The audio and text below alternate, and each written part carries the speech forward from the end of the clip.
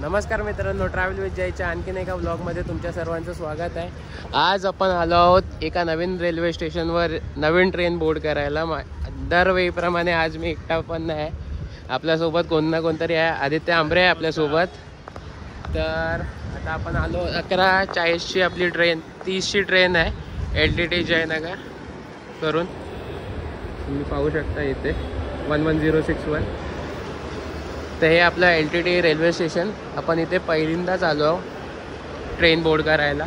याआधी तुम्ही पाहिलं असेल बँड्रा टर्माइन्सवरून बोरवलीवरून ट्रेन बोर्ड करताना, और तुम्ही CST वरून पण पाहिलं असेल मला ट्रेन बोर्ड करताना। पण LTTवरून मी आयुष्यात पहिल्यांदा आलो आहे ट्रेन बोर्ड करायला। 7 प्लॅटफॉर्म आहेत आपले। इथे अनरिझर्वडचं काउंटर आहे आणि त्या बाजूला इथे लेफ्टमध्ये रिझर्वेशनचं काउंटर आहे। सगळी सोय आहे तुम्हाला इथे खाण्यापिण्याची। तुम्हाला ट्रॅव्हल करायचं असेल तर तुम्ही काही घेऊ शकता इथून। आपली ट्रेन छपरा एक्सप्रेस लागली आहे, त्याच्यात त्या बाजूला आहे लोकमान्य टिळक छपराला जाते ट्रेन। ही प्लॅटफॉर्म नंबर 4ला आपली ट्रेन लागलेली आहे इथे Chhapra express. Lokmanya Tilak terminal terminal station आहे। जसं आपल्या इथे Chhatrapati Shivaji Maharaj terminals, Mumbai terminals, Dadar terminals म्हणू शकतो थोडंफार आपण, कारण तिथे ट्रेन संपते आपली। आता आपण चाललो आहोत आपल्या ट्रेनकडे। प्लॅटफॉर्म नंबर 4ला आहे ट्रेन आपली लागलेली, तिकडे आता आपण चाललो आहोत। इथून आपला टर्मिनल आहे। मगाशीच मी तुम्हाला सांगितलं लोकमान्य टिळक टर्माइन्स, मुंबई टर्माइन्स, छत्रपती शिवाजी महाराज टर्माइन्स। इकडे इंजिन स्टॉप होतो, ह्याच्या पुढे गाडी जात नाही, म्हणून याला टर्मिनल स्टेशन म्हटलं जात आहे। आणि आपण इथून आता फिरून चाललो आहोत, कारण मला इथून तुम्हाला हेच दाखवायचं होतं टर्माइन ज्यांना माहिती नाही आहे। आणि इथून पण एक एंट्री आहे आपली, तुम्हाला यायचं असेल तर तिथून तुम्हाला व्ह्यू भेटतो लोकमान्य टिळक टर्माइन स्टेशनचा। तिथून रिझर्वेशन काउंटर पण आहे तिथे, आणि इथे वेटिंग हॉल पण आहे। तर ही आपली पवन एक्सप्रेस, लोकमान्य टिळक जयनगर पवन एक्सप्रेस। मित्रांनो तुम्ही इथे पाहू शकता ही जनरलची लाईन आहे, किती मोठी आहे बघा। जनरल टप्प्यात चढायला फक्त लाईन आहे। आपली कन्फर्म तिकीट आहे म्हणून आपल्याला थोडा रिलीफ आहे, नाहीतर इकडे जनरलची खूप मोठी लाईन आहे। वाराणसीला जातोय आपण आज। जनरलचा डब्बा अजून काय उघडलेला नाही आहे, बघा किती सामान आहे, किती सामान घेऊन चालले आहेत तेही जनरलमध्ये।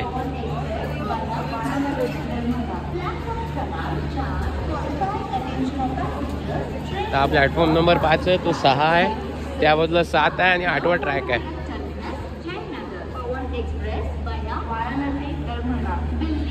तर मित्रांनो इथे 10:30 वाजले, 11:30चा डिपार्चरचा टाईम आहे लोकमान्य टिळक टर्माइन्सवरून। आणि आपली ट्रेन इथे उभी आहे पवन एक्सप्रेस लोकमान्य टिळक जयनगर। आता आपण पुढे चाललो आहोत इंजिनकडे, कुठला इंजिन लावला आहे काय आहे ते बघू। तुम्हाला जनरलचा पण हाल दाखवतो कसा आहे काय आहे या ट्रेनचा। अजून इंजिन तर काय लागला नाही आपला इथे, मी स्पेशली इंजिन बघायला आलेलो इथे। इंजिन आपला अजून काय लागला नाही, जनरल डब्बे आहेत सगळे इथे अजून। त्याच्या पाठी इंजिन लागेल तिकडे, इंजिन अजून आलं नाही कारण 1 तास आहे अजून ट्रेनला डिपार्ट व्हायला। 1 तासाच्या आधी 11 वाजता बहुतेक लागेल। आणि हा जनरेटर आवाज करतोय, छपरा एक्सप्रेसचा इंजिन लागतोय तिथे। 11059 छपरा एक्सप्रेस, लोकमान्य टिळक छपरा एक्सप्रेस।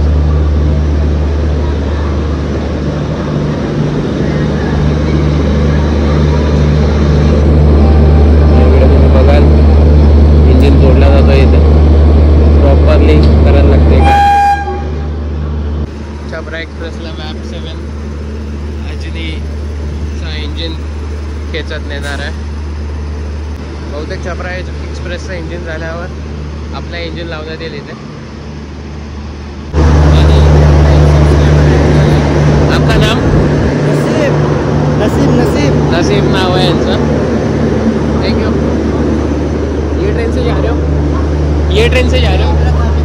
हाँ अच्छा.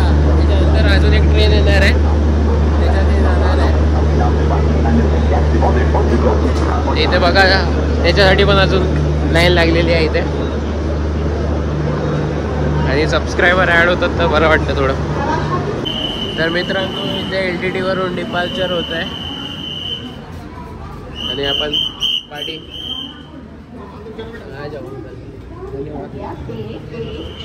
तर आपला LTT वरून डिपार्चर होतं इथे. गणपती बाप्पा मोरया.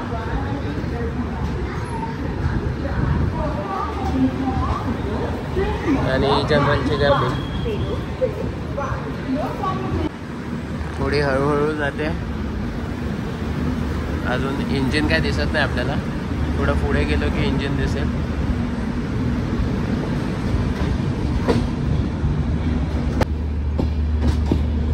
ते तिकडे इंजिन आहे आपलं. हळूहळू दिसतं आपल्याला. आणि तिकडे समोर अजून एक ट्रेन इथे.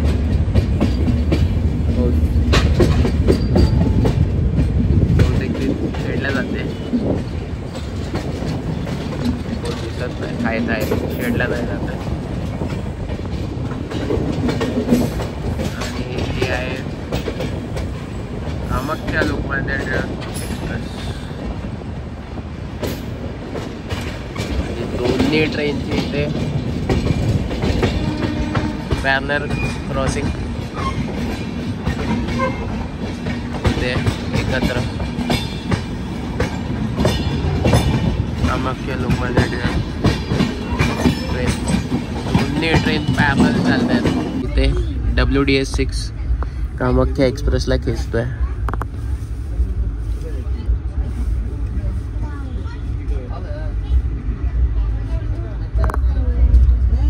आणि बघता बघता इथे आलंय. काय आलंय ते विद्याविहार स्टेशन आलंय. आपली ट्रेन इथे ठाणे आणि कल्याणच्या मध्ये क्रॉसिंग साठी थांबली आहे. इकडून अजून एक ट्रेन येते.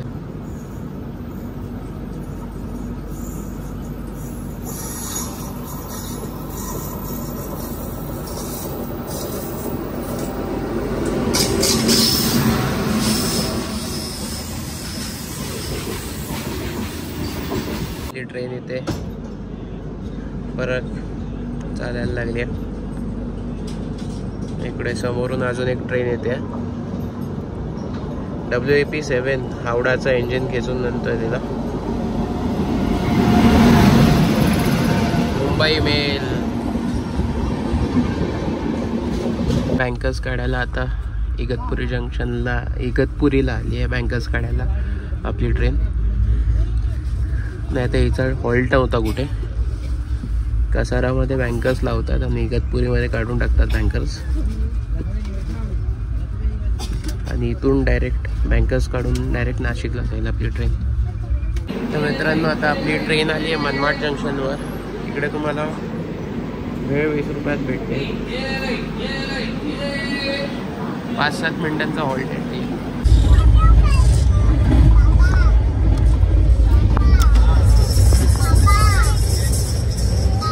मित्रांनो आता आपण आलो आहोत भुसावळ जंक्शनला आणि ते सगळे जेवण वडापाव वगैरे घेत आहेत. आणि तिकडे नागरकोइल जोधपूर एक्सप्रेस जाते. आणि इकडे एक मेमो ट्रेन पण उभी आहे. ऑन टाईम आहे ट्रेन सध्या तरी. इथे पाणी काढण्यात येत आहे ट्रेनमधून. 15-20 मिनिटाचा तरी हॉल्ट वाटतोय आता तरी. नंतर बघू किती मिनिटाचा होतोय.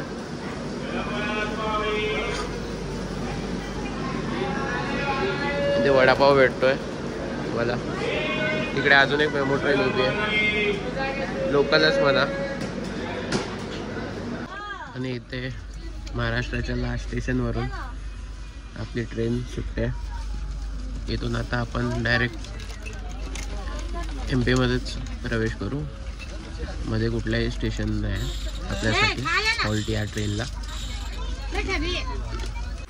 तर मित्रांनो इथे आपली व्हेज थाली आली आहे.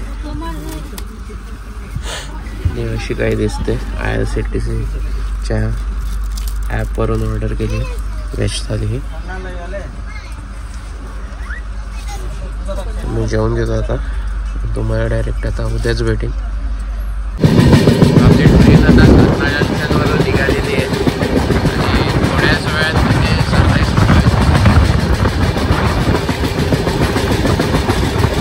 हे असं रेल ट्रॅकचं दृश्य.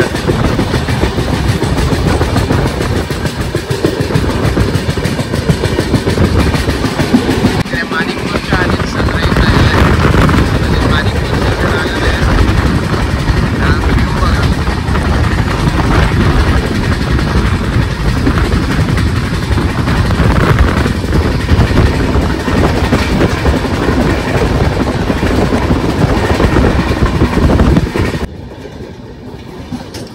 आता आपलं अरायवल झालं आहे माणिकपूर जंक्शनवर. सेकंड लास्ट स्टेशन आहे वाराणसीच्या आधी सध्या महाकुंभमुळे. नाही तर प्रयागराज वगैरे सगळं येते ही ट्रेन. तिथे कुंभमेळा स्पेशल ट्रेन उभी आहे तिथे अजूनही. आणि माणिकपूर जंक्शनवर खूप सगळी फॅसिलिटी अवेलेबल आहे कुंभासाठी. म्हणजे रेल्वेनी खूप चांगली व्यवस्था केलेली आहे माणिकपूर जंक्शनवर सुद्धा. की जे यात्री येत आहेत त्यांना परत आपापल्या घरी पाठवण्यासाठी.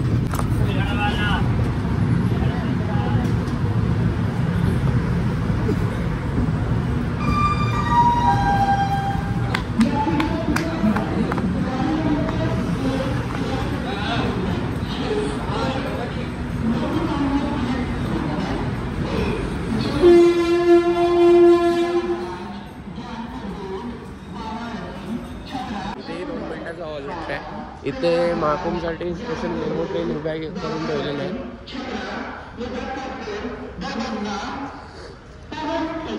तुम्ही पाहू शकता इथे.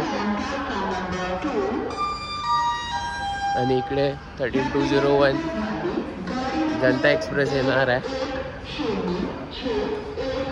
आणि आपली पवन एक्सप्रेस पवनसारखी झालेली आहे माणिकपूर जंक्शनवर एकदम फास्ट. आणि तिकडे तुम्हाला दिसतोय तो सन. आपली गाडी नैनी जंक्शनवर थांबणार नव्हती पण ओरिजिनल रूटीचं नैनी जंक्शन प्रयागराजवरून प्रयागराज रामबाग द्वारे पुढे वाराणसीला जाते. पण इथे नैनी जंक्शनला थांबली आहे आता.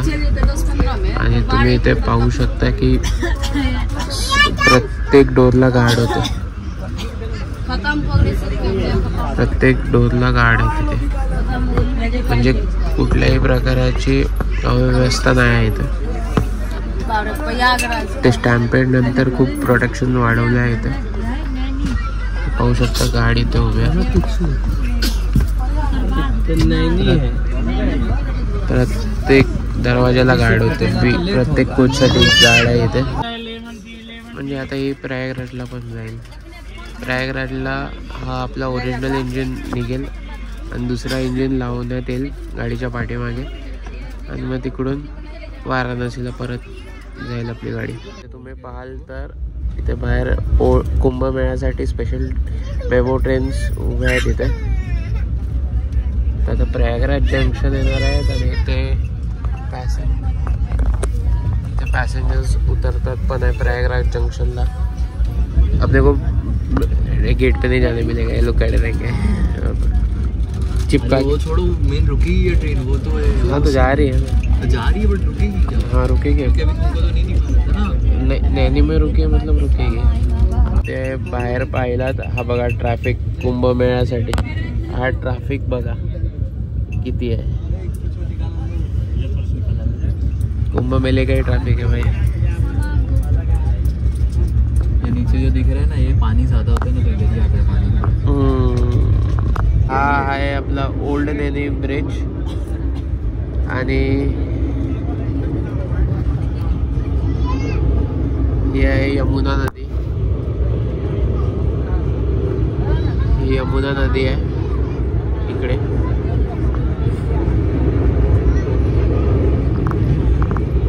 किती मोठी नदी आहे इथे. इथे बोटिंग करायची असेल तुम्हाला बोट राईड तर इथे अवेलेबल आहे. हा बहुतेक एक घाट असावा दाखवतोय. आणि हे बघा ट्रॅफिक.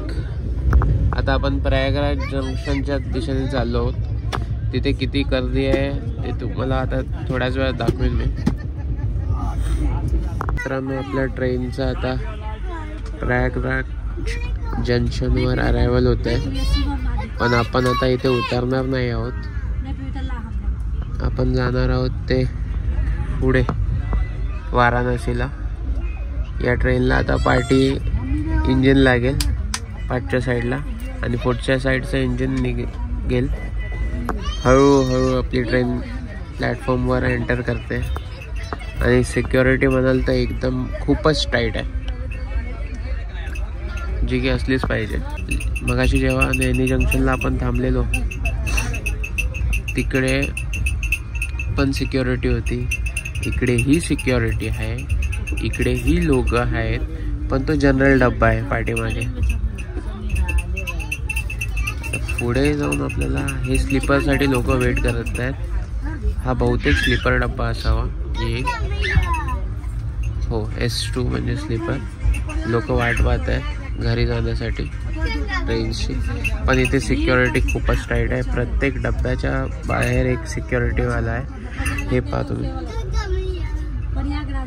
हळूहळू आपली ट्रेन एंटर होते. हा स्लीपर कोच आहे. गर्दी आहे थोडीफार, पण जो आपल्याला रील्समध्ये रश दिसला तेवढा नाही आहे, गर्दी आहे. मित्रांनो इथे आपलं प्रयागराज जंक्शनवर अरायवल झालेलं आहे. इथून आपल्या ट्रेनला अजून एक पाठीमागे इंजिन लागेल आणि पुढचं इंजिन निघेल. आणि मग आपण वाराणसीच्या दिशेने जाऊ पुढे. इकडूनच प्रयागराज जंक्शनला आता तरी हॉल्ट नाही, उतरणार नाही होत. आपण असं पाय मोकळे करायला आपण आतमध्ये आलो. आणि हे आपलं प्रयागराज जंक्शन. गर्दी बऱ्यापैकी आहे इथे.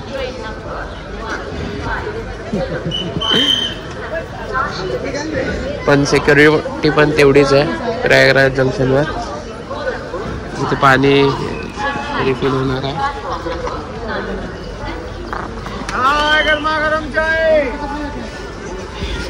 15 मिनिटाचा जरी हॉल्ट आहे, 15-20 मिनिटाचा. इथली आपण आपली लोकमान्य टिळक जयनगर एक्सप्रेस 15 मिनिटाच्या हॉल्ट नंतर पुढे जाईल. 15पेक्षा जास्त मिनिटं लागू शकतात हॉल्टला, कारण इंजिन लावायला टाईम लागू शकतो पाठीमागे. आणि पवन एक्सप्रेस सारखी झाली आहे, एकदम फास्ट.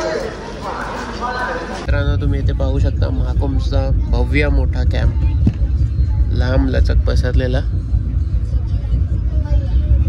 आणि बघा किती टेंट लावलेले आहेत आणि इथेच स्टे करतात नागा साधूस. भव्य कॅम्प आहे. तिथे वॉशरूमची फॅसिलिटीज आहे. आणि पुढे अजून पाहाल तर अजून त्या बाजूला रस्त्याच्या अजून कॅम्प्स आहेत. रस्त्यामुळे ते दिसत नाही कारण रस्ता वरती आहे. आता थोड्याच वेळात गंगा रिव्हर येईल. हा बघा भव्य विशाल मोठा कॅम्प महाकुंभसाठी ऑर्गनाइज केलेला.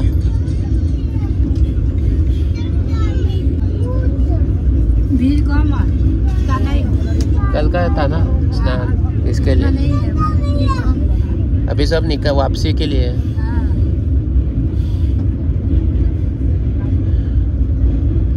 गर्दी कमी वाटते पण आहे गर्दी. गंगा नदी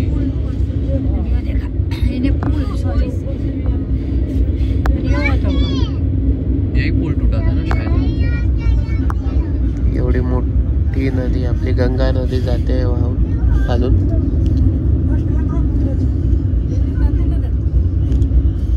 आणि या बाजूला थोडी गर्दी कमी आहे, त्या बाजूला गर्दी जास्त आहे खूपच. आणि इथे तुम्ही खाली तुम्हाला दिसतंय का माहित नाही बघा साधू.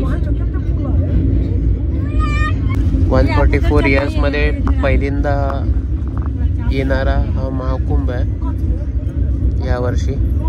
144 इयर्समध्ये पहिल्यांदा 26 फेबपर्यंत असणार आहे, महाशिवरात्रीपर्यंत. तुम्ही पाहू शकता वरती ट्रॅफिक.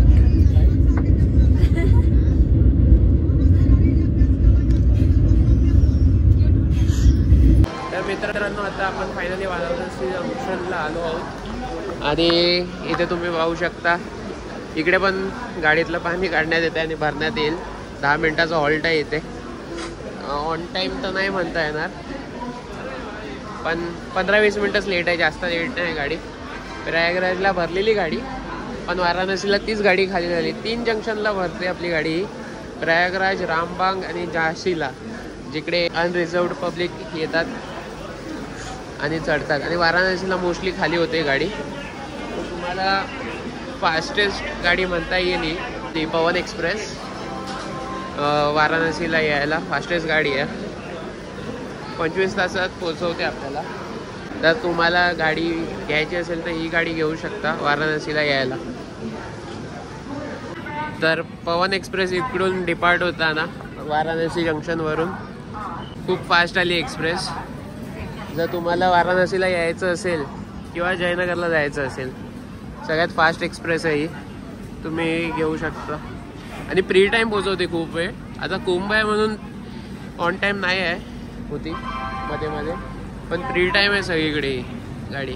आजच्या दिवशी तरी प्री टाईम होती.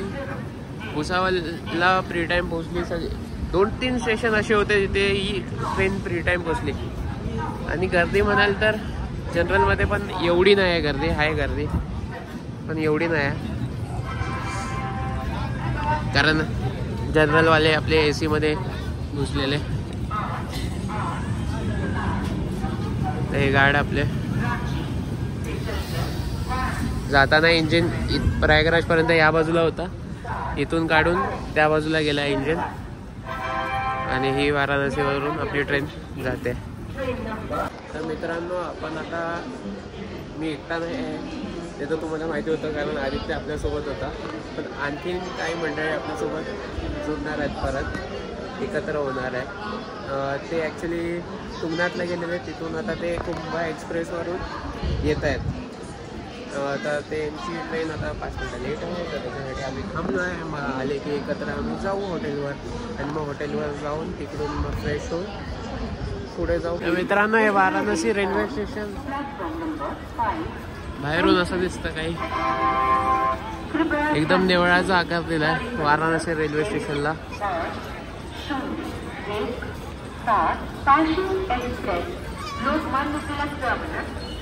आणि अजूनही आम्ही थांबलो आहे त्यांच्यासाठी. निखिल आदित्य बोलतोय त्यांच्याशी,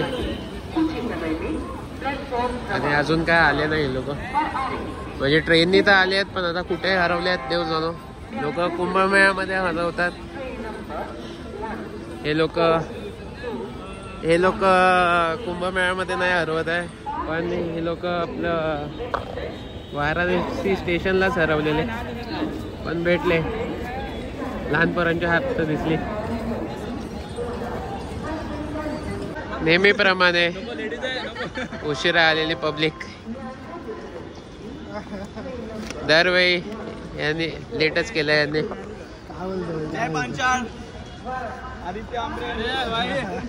हाजीरो बया लोकांमध्ये स्वागत आहे तुमचं. रशियन बाय तिरंगी रशियन भैया, तुला व्हायरलच करणार.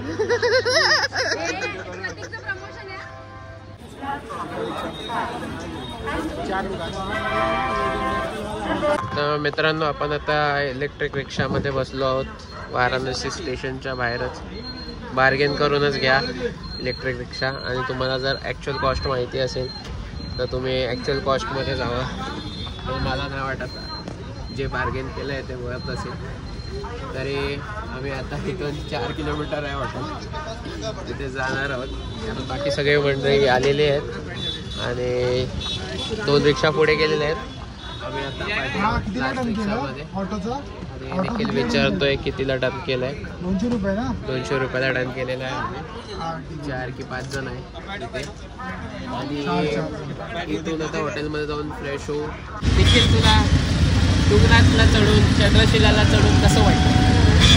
थोडी प्रतिक्रिया द्या आपल्या दर्शकांना की स्नोमध्ये जायचं असेल तर कसं जावं, काय काय प्रिपरेशन करून जावं? काय नाही, फक्त ब्रीदिंग एक्सरसाइज करा. जिम काय उपयोग नाही डबल्स वगैरे उचलून, फक्त ब्रीदिंग आहे तर तुम्हाला चांगलंपणे तर तुम्ही ते कुठलाही ट्रेक चढू शकता, कुठेही जाऊ शकता. बट स्वतःकडे गरम पाण्याची बॅग, पाण्याची बॉटल आणि ग्लुकॉनचे गोळ्या ते ठेवा आणि ट्रेक चढा.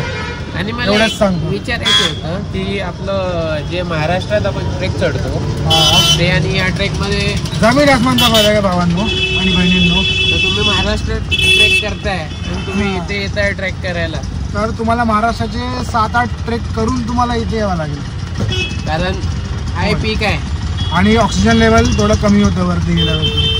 सो ते पण आहे, म्हणून मला सांगितलं की ब्रीदिंग एक्सरसाइज करा, आणि अनुलोम विलोम करा आणि मग या. आणि तुम्ही केदारनाथ गेला असाल तर उत्तम आहे. केदारनाथ करा. दुसरं एक बोलतात ना, केदारनाथचं कसं आहे, हे आहे 22 किलोमीटर, पण ह्याच्यात आणि त्याच्यात जमीन आसमानचा फरक आहे. पण तुम्हाला ट्रायल ट्रायल मारायचं असेल तर प्रॅक्टिससाठी महाराष्ट्रातले ट्रेक करू नका, केदारनाथ ट्रेक करा. आणि हो बरोबर. और भाई शिवम, तुमको कैसा लगा तुमको ट्रेक करके? बहुत मजा आया, सच बोलो थक गए थे बट मजा आया, मजा आया. बहुत मजा आया. जो व्यू देखने मिल रहा था, जो स्नो देखने की इच्छा थी पूरी हो गई. बहुत मजा आया. तुम्ही व्ह्यू बघून येत असाल चांगलं आहे या, पण तुमची फिटनेस असेल तर हा ट्रेक करा. माझी फिटनेस नव्हती, मी हा ट्रेक केला नाही. मी यांना पहिलाच सांगितलेला हा ट्रेक नाही करणार आहे मी. एक और पॉइंट, आणि अजून काहीतरी निखिल बोलतोय. फिटनेस म्हणजे इथे तुमचं ब्रीदिंग, तुम्ही ब्रीथ कसं करताय त्याच्यावर तुमची फिटनेस ठरणार. तुम्ही किती पण जाडे असाल, पातळ असाल, काय फरक नाही. तुम्ही किती डोले शोले उठवले असणार, काय फरक नाही. माझं ब्रीदिंग प्रॉपर येत नसेल, तुम्ही कुठलाच ट्रेक नाही करू शकणार. इकडचा एक अनवर तो आला कपूर घेऊन जाऊन काय फायदा आहे? हां, कपूरचा एक छोटासा फायदा हा आहे की ते तुमच्या नाकातली नसं असतात ती खुली करतात, ब्रीदिंग थोडा स्मूथली होतं त्याच्याने, म्हणून तुम्ही ते अवश्य घेऊन जावा. बस. तर मित्रांनो, कपूर हे तुमच्या सोबत ठेवा हा ट्रेक करताना. आणि तिथे अजून एक दौऱ्यात आल आय थिंक तो एक्सपिरियन्स हो. आम्ही गेलो नाही, ते कॅन्सल केलं. कॅन्सल केलं या लोकांनी, कारण हा ट्रेक त्यांना भारी पडलेला. खूप भारी पडला. तर तुम्ही पॅकेज पण तसंच बघून जावा की तुम्हाला तुमची क्षमता असेल तर तुम्ही तरच दोन दोन करा, नाही तर मग एकच तरच वर. नाही तर तुमचे पैसे वाचवा. एक करा, 1000 रुपये कमी होतील, जास्तीत जास्त कमीत कमी. पण तुम्ही तो करायचा असेल तरच करा. दौऱ्यात तुमच्या क्षमता असेल, किंवा तुम्ही एक दिवसाचा ब्रेक घेऊन पण जाऊ शकता. हे आता हे लोक वाराणसीला यायचं होतं या लोकांना, म्हणून हे लोक निघून पण आले. तो ट्रेक केला नाही तर 100% मला कॉन्फिडंट आहे मी की हे लोकांनी तो ट्रेक पण केला असता, बिकॉज ऑफ ट्रेन. त्यामुळेच, कारण तिथून वाराणसीला यायला यांना 8-9 तास लागले. परत यांची ट्रेन पण होती, तर यांनी तो ट्रेक केला आणि हरिद्वारला येऊन फिरले आधी. आणि मग हरिद्वारवरून यांची ट्रेन होती वाराणसीला, जे आता हे लोक आले लेट. अजून एक पॉइंट आहे शिवकडे, आप थक जाओगे लेकिन जो व्यू देखोगे आप, थकान दूर हो जाएगी, थकान पूरी की पूरी दूर हो जाएगी. और आपको अगर 2 ट्रैक करना है तो एक दिन का गैप रख लेना, या फिर दूसरे दिन कर रहे हो तो फिर जब आप जाने वाले हो उसके लिए एक दिन एक्स्ट्रा टाइम रख लेना. तुम्ही 4 दिवस ठेवा पूर्ण आणि हा ट्रेक करा. कारण त्याच्यात अजून एक ट्रेक होता जो यांनी स्किप केलेला आहे. दौऱ्यात तर होताच, अजून 8-9 किलोमीटरचा ट्रेक होता, तर तो पण तुम्ही करू शकता. तिथे 3 ट्रेक एकत्र करू शकता. ते आधीच्या प्लॅनमध्ये 3 ट्रेक होते आणि तो प्लॅन बघून मी स्किप केलेला हा प्लॅन. आणि वाराणसीला यायचं होतं म्हणून 3चे 2 झाले, 2चे 1 झाला, बस झाला. आणि वाराणसीला यायचं होतं, मला ज्योतिर्लिंग कव्हर करायचं होतं, म्हणून हा मी आलो या वाराणसीला. नाही तर मी इथं येणार नव्हतो. ते लोक ऋषिकेशला बोलत होते राफ्टिंग वगैरे करूया, 30 दिवस ऋषिकेशमध्ये जाल तेव्हा अवश्य राफ्टिंग करा. एक्सपिरियन्स वेगळा आहे भाई, वेगळा, एकदम टॉप लेवल आहे. मी तर करून आलो आहे सगळं. ते मला करायचंच होतं परत, मला ज्योतिर्लिंग कव्हर करायचं होता, तर मी परत आलो इथे. तर आहे आता, भेटू तुम्हाला हॉटेलवरच. तर मित्रांनो, आता आपण हॉटेलवर आलो आहे. होमस्टे आहे यांनी बुक केलेला हे असं काहीतरी दिसतं. आणि हा ब्लॉग मी इथेच एंड करतोय. यापुढे आपण फिरायला जाऊ, तो नवीन ब्लॉग भेटेल तुम्हाला. ट्रॅव्हलिंग ब्लॉग होता आणि हॉटेलचं थोडंसं, हॉटेल नाही होमस्टेचं थोडंसं पार्ट. आणि तुम्हाला ब्लॉग आवडला असेल तर नक्की लाईक करा, कमेंट करा, शेअर करा आणि सबस्क्राईब करा. भेटतो तुम्हाला आणखी अशाच ब्लॉग. Bye bye.